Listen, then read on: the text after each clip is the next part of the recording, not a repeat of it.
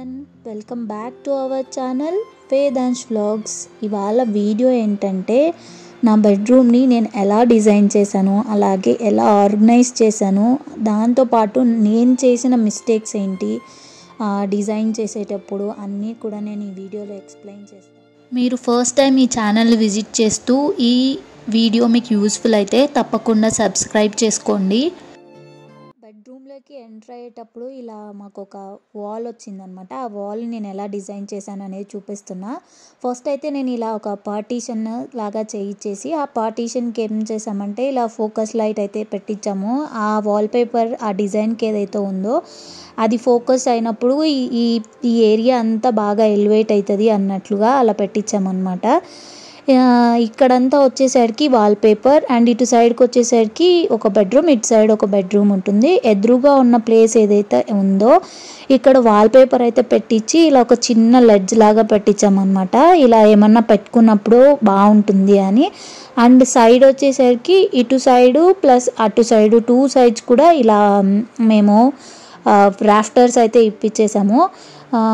మన ఇష్టం అనమాట, అది దీన్ని ఎలా అయినా డిజైన్ చేసుకోవచ్చు. నేనైతే ఇలా సింపుల్గా ఉండాలి బట్ ఆ స్పేస్ ఎక్కువ ఆక్యుపై చేయకూడదు అన్నట్లు నేను ఇలా డిజైన్ చేసుకున్నా.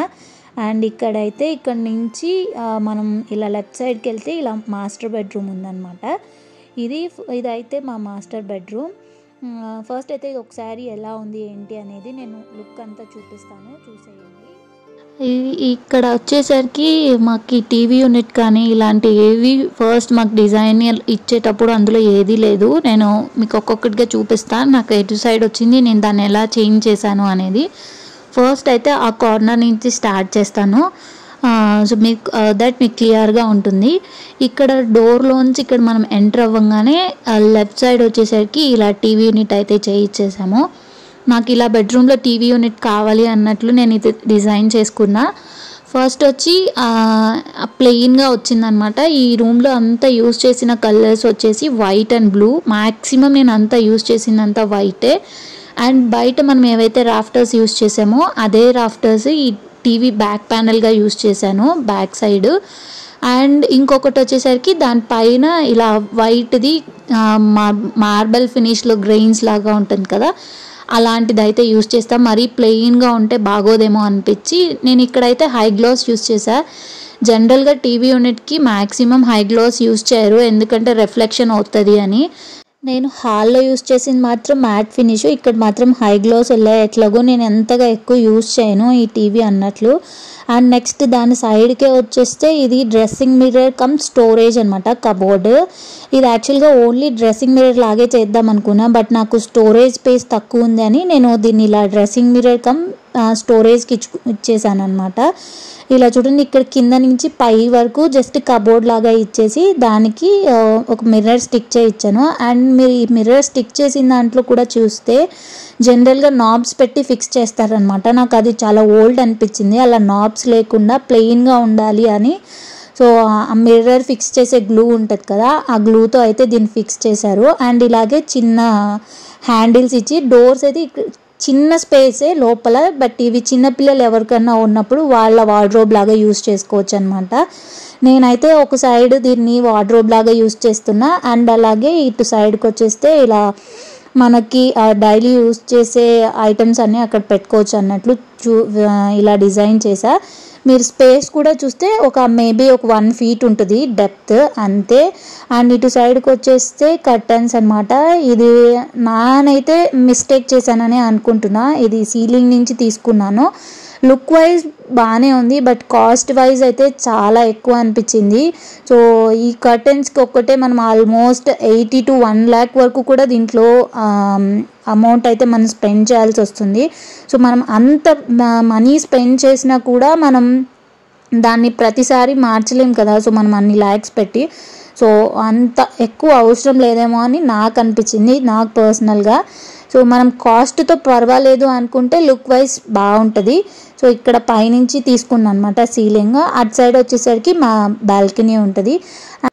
అండ్ ఇటు సైడ్కి వచ్చేస్తే ఇది కబోర్డ్ లాగా అనిపిస్తుంది కదా, ఇది యాక్చువల్గా కబోర్డ్ అయితే కాదు. ఇది నేను ఓపెన్ చేసి చూపిస్తాను ఇది ఏంటి అనేది. ఇది ఇలా క్లోజ్ చేసి ఉంటే మనకి ఏదో ఒక స్టోరేజ్ స్పేస్ లాగా ఉంటుంది. బట్ ఇదైతే బెడ్, మర్ఫీ బెడ్ అంటారు కదా, అలా ఇలా ఓపెన్ చేసి మనం ఇలా కిందకి దించేస్తే అది కబోర్డ్ లాగా బెడ్ లాగా అయిపోతుంది అనమాట. సో మర్ఫీ బెడ్ మ్యాక్సిమం అందరు యూస్ చేస్తున్నారు ఇప్పుడు. సో నేను ఎందుకు దీన్ని ప్రిఫర్ చేశాను అంటే నాకు ఇక్కడ కార్నర్ స్పేస్ లేదు, అంటే బెడ్ కార్నర్కి వేసుకునే ఛాన్స్ లేదనమాట. సో నాకు ఇలా ఒకటి పిల్లలు ఉన్నప్పుడు ఇలా కార్నర్లో ఇలాంటి బెడ్ ఉంటే సో దట్ మనకు స్పేస్ ఎక్కువగా ఉంటుంది కదా, బాగుంటుంది అన్నట్లు నేను ఇలా డిజైన్ చేయించుకున్నా. బట్ ఒక్కటే మిస్టేక్ ఏమైందంటే ఇక్కడ గ్యాప్ వచ్చింది. సో ఆ గ్యాప్ వల్ల కొంచెం అన్కంఫర్టబుల్గానే ఉంది, బట్ మేనేజబులే. నేను యాక్చువల్గా బెడ్ అండర్ బెడ్ చేయిద్దాం అనుకున్నా, లాస్ట్ మూమెంట్ వరకు దీన్ని పెండింగ్ పెట్టి ఇలా ఒకటైతే మర్ఫీ బెడ్ చేయించా. ఇది 3 feet బెడ్ అనమాట. అండ్ ఈ బెడ్ మెజర్ చేసుకునేటప్పుడు కూడా మీరు చెక్ చేసి మెజర్ చేసుకోండి, ఎందుకంటే సో 3 feetకి ఒక సైజ్ ఒక కాస్ట్ ఉంటుంది, ఒక 2 inches పెరిగినా కూడా ఆ కాస్ట్లో కూడా డిఫరెన్స్ ఉంటుంది. సో మనం ముందుగానే 3 feetకి చేయించుకోవడం వల్ల మళ్ళీ మనం బెడ్ కస్టమైజేషన్కి వెళ్ళాల్సిన అవసరం ఉండదు. సో నాకు అలా ఒక మిస్టేక్ అయితే జరిగిందనమాట ఈ 2 బెడ్స్లో కూడా. సో నాకు 2 inches ఎక్కువ రావడం వల్ల ఆల్మోస్ట్ నాకు 10,000 5,000 వరకు డిఫరెన్స్ వచ్చింది, 10,000 to 15,000. సో దానివల్ల నేను ఎక్కువ మనీ స్పెండ్ చేయాల్సి వచ్చిందనమాట. అండ్ ఇటు సైడ్కి వచ్చేస్తే ఇది వచ్చేసి క్వీన్ సైజ్ బెడ్. ఇది యాక్చువల్గా కింగ్ సైజ్ చేయిద్దాం అనుకున్నాము, బట్ మాకు స్పేస్ తక్కువగా ఉంది. సో నడవడానికి స్పేస్ తక్కువ అవ్వడం వల్ల సో దీన్ని నేను క్వీన్ సైజ్కి మార్చా. సో క్వీన్ అంటే వాళ్ళు 5 feetకే చేస్తారు అనుకున్నా, బట్ నాకు 5 point something చేయించారు. సో దానివల్ల బెడ్ మళ్ళీ సైజ్ పెంచాల్సి వచ్చింది. సో కస్టమైజేషన్కి వెళ్ళాల్సి వచ్చింది. బెడ్ చుట్టూ కూడా మీకు చూస్తే కొంచెం ఎక్స్ట్రా స్పేస్ లాగా ఉంటుంది. అది ఎందుకు వచ్చింది అంటే కిందంతా నేను బెడ్ స్టోరేజ్ అయితే చేయించాను. నేను మీకు ఇది లిఫ్ట్ చేశాక చూపిస్తాను. బ్యాక్ సైడ్ ఇలా హెడ్ బోర్డ్కి మనం అలా కుషన్తో అయితే నేను కుషనింగ్ చేయించా. ఈ కుషనింగ్లో కూడా చాలా డిజైన్స్ ఉంటాయి, మనకు నచ్చినట్టు మనకి ఏ డిజైన్ కావాలంటే ఆ డిజైన్ చేసుకోవచ్చు. స్టోరేజ్ కొంచెం తక్కువ అనిపించింది, నేను ఎందుకు తక్కువ అంటున్నాను అనేది మీకు చూపిస్తా. సో ఇలా అయితే మనం లిఫ్ట్ చేసుకోవచ్చు, బెడ్ని లిఫ్ట్ చేస్తే ఇలా స్టోరేజ్ స్పేస్ ఉంటుంది. ప్రస్తుతానికైతే నేను బెడ్షీట్స్ అన్యూజ్డ్ బెడ్షీట్స్ ఎక్కువ వాడను కదా, సో అలాంటివి అయితే యూస్ చేస్తున్నా.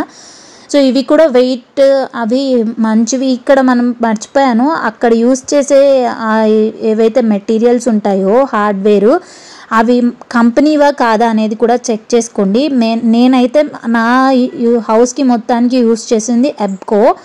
అండ్ ఇటు సైడ్కి వచ్చేసరికి బ్యాక్ సైడ్ ఇదంతా కూడా వాల్పేపర్ వేయించేసాము ప్లెయిన్గా లేకుండా. బట్ నాకు కొంచెం ఏమనిపించిందంటే ఇది కొంచెం డార్క్ కలర్లో ఉండింటే బాగుంటుందేమో అనిపించింది, లైట్గా అనిపించింది అనమాట. ఇది వైట్ నాకు కంప్లీట్గా ఈ రూమ్ మొత్తం వైట్ అయిపోయేసరికి ఇది కొంచెం డార్క్ కలర్ అయ్యింటే ఇంకొంచెం ఎలివేట్ అయింటుందేమో అని అనిపించింది వేసాక, బట్ ఓకే మేనేజబుల్.